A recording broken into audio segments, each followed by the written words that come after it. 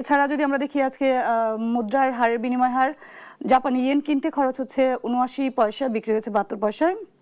Saudi রিয়েলের ক্রয় মূল্য ৩৩ টাকা ২৪ পয়সা, বিক্রি হয়েছে ৩২ টাকা ৪৭ পয়সায়। মালয়েশিয়ান রিঙ্গিত কিনতে খরচ হয়েছে ৩০ টাকা ৮৭ পয়সা, বিক্রি হয়েছে ২৯ টাকা ৯৬ পয়সায়। এছাড়া আজ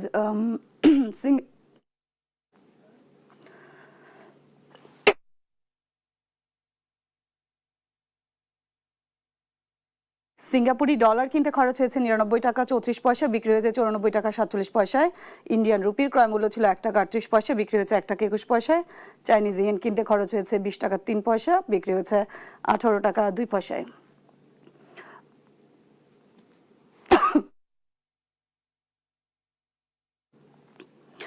এছাড়া ইউএস ডলারের আজ ক্রয় মূল্য ছিল ১২৩ টাকা ৩০ পয়সা, বিক্রি হয়েছে ১২২ টাকা ২৫ পয়সায়।